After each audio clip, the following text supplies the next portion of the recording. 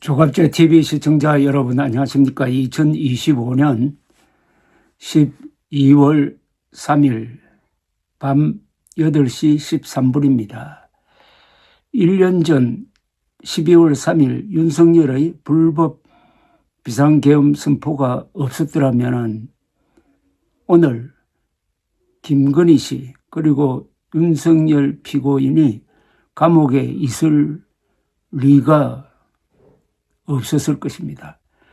더구나 하필 오늘 김건희 씨에 대한 제1심 구형 공판이 있었습니다.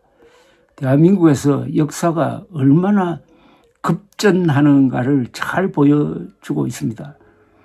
그리고 김건희, 윤석열, 김건희 사실상의 공동 정권이 왜 이런 파국을 맞았는지 모든 문제의 한가운데 있었던 김건희 씨에 대한 제1심 구형이 징역 15년으로 나왔습니다. 김건희 특검이 정치자금법 위반 등의 혐의로 재판에 넘겨진 윤석열 전 대통령의 부인 김건희 씨에게 1심에서 징역 15년에 벌금 20억 원을 구형받았습니다. 선고는 내년 1월 28일입니다. 특검은 오늘 중형을 구형한 이유에 대해 상당히 길게 그리고 신랄하게 썼습니다.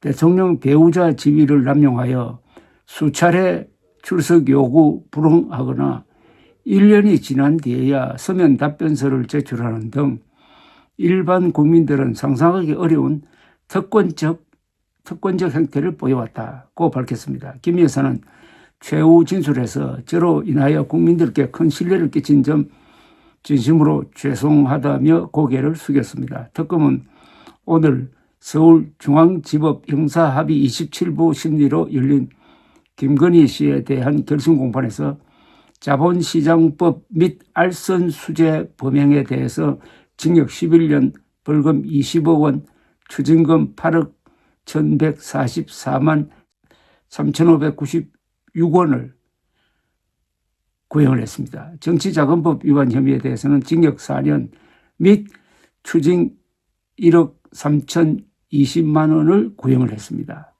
특검은 구형 이유를 설명하면서 헌법 질서 내에서 누구도 법 위에 설 수가 없고 누구도 법 밖에 존재할 수 없다. 그런데 피고인만은 그동안 대한민국 법 밖에 존재해왔고 대한민국 법 위에 있었다고 했습니다. 10수년 전 도이치모터스 주가 조작 범행 이후 모든 공범들이 법대 앞에 섰으나 피고인만은 예외였다면서 국민 모두가 무참한 심정으로 지켜보고 있는 바와 같이 그렇게 피고인은 대한민국 사법 시스템을 무력화시켰다고 했습니다. 특검은 김 여사와 통일교 커넥션 의혹, 공천 개입 의혹 등에 대해서 종교단체와 결탁하여 헌법상 정교 분리 원칙을 무너뜨렸으며 민주주의의 근간인 선거의 공정성과 대의제 민주주의라는 국가 통치 시스템을 붕괴시켰다. 지금도 법이 본인이 자행한 불법의 방패막이가 되어줄 것이라고 믿고 있는 듯하다고 비판했습니다. 특검은 피고인은 수사 및 재판 기간 동안 본인의 권리를 주장함에 있어서는 한치의 소홀함도 보이지 않았으나 본인이 저지른 잘못과 관련하여 본인만이 밝힐 수 있는 진실의 영역에 관하여는 철저히 침묵과 은폐로 일관했다.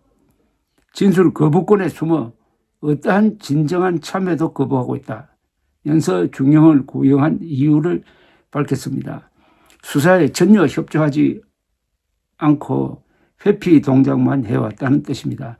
특검은 김 여사가 재판 과정에서 일체 진술을 거부하고 있다면서 대법원에 따르면 객관적이고 명백한 물증이 이미 확보되어 있음에도 진실을 적극적으로 숨기거나 법원을 기망하려는 시도는 방어권 행사 범위를 넘어 가중양형 조건으로 참작할 수 있다고 했습니다.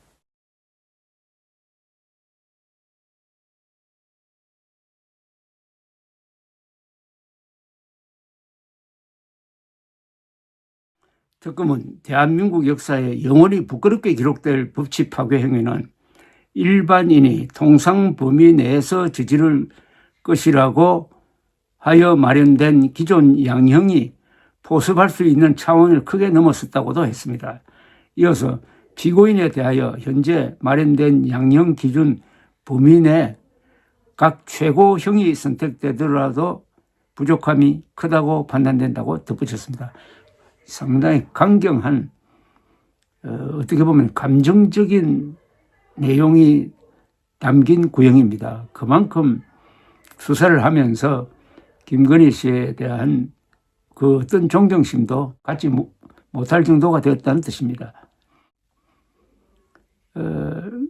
김 여사는 2010년에서 2012년 사이 도이치모터스 주가 조작에 공모자로 가담한 혐의를 받고 이런 구형을 받았습니다.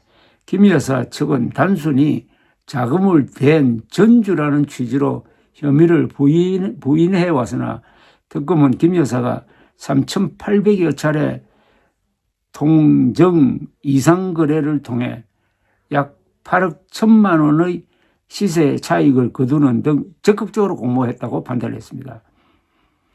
이에 김 여사 측은 주가 조작 공범들에게 이용당한 것이라며 의미를 두기 어려운 일부만 발췌하여 침소봉대하고 있다고 주장을 하고 있습니다.